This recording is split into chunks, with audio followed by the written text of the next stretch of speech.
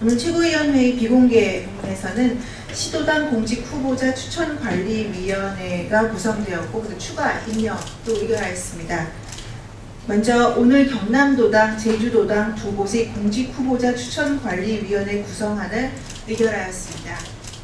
또한 지난 10일 위원 구성을 의결했던 경기도당은 유승우 의원을 위원장으로 추가 임명했습니다. 의결된 시도당의 위원장과 위원 명단은 이미 여러분께 보내드린 자료를 참고해 주시기 바랍니다. 현안 관련된 브리핑하겠습니다. 먼저 방금 발표됐던 보건복지부와 대한의사협회 협의 관련 발표에서 브리핑을 했습니다.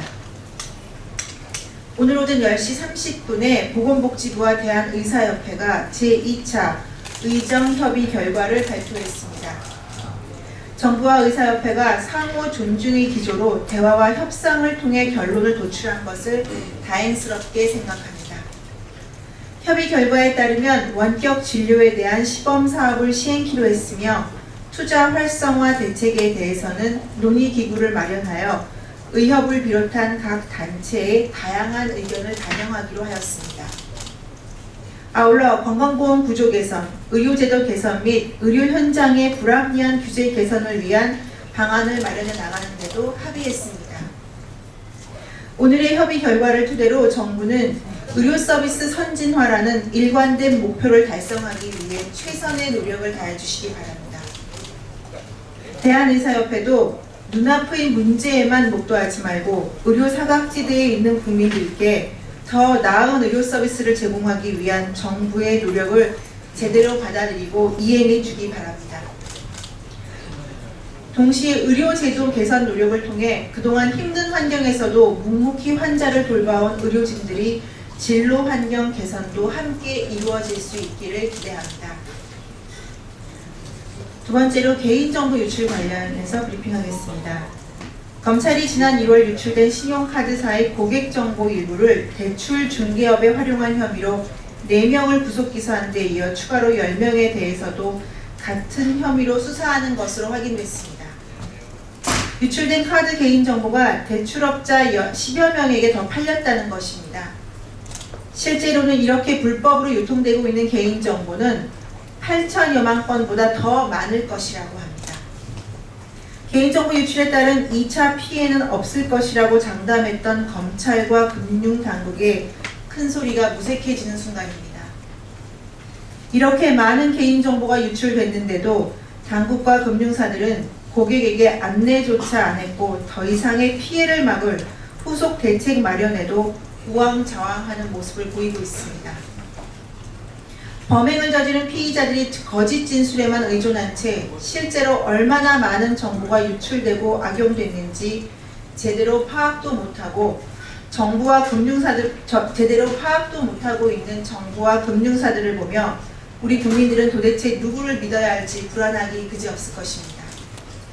정부와 금융사들은 이번 검찰 수사 결과에 따라 유출 경위와 원인을 철저하게 파악하고 관련 당사자들의 책임 소재에 따라 엄중한 처벌을 내려야 할 것입니다.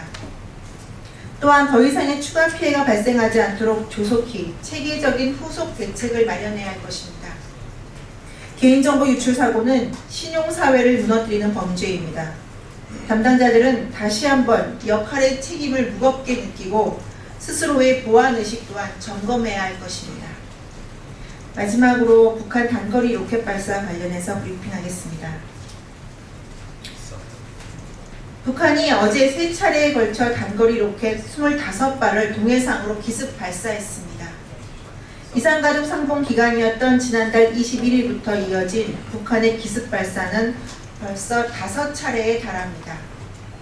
새누리당은 북한의 지속된 무력 도발에 강한 유감을 표합니다. 관계당국은 북한이 지난 14일 국방위원회 성명을 통해 미국이 대북 핵위협을 계속하면 핵 억제력을 과시하는 조치를 취할 수도 있다고 밝힌 직후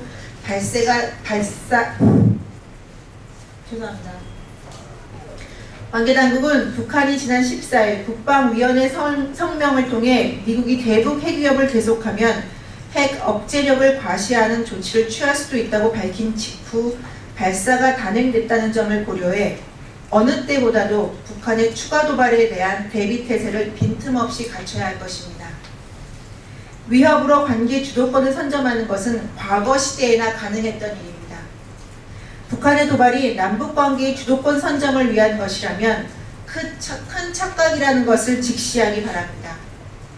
더불어 북한의 도발은 곧 국제사회의 고립만 강화시킨다는 것도 깨달아야 할 것입니다.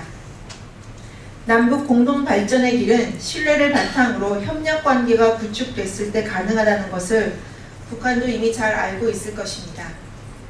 한반도 안보와 남북 관계를 위협하는 그릇된 행동을 중지할 것을 강력히 촉구합니다. 이상 브리핑 마치겠습니다. 감사합니다.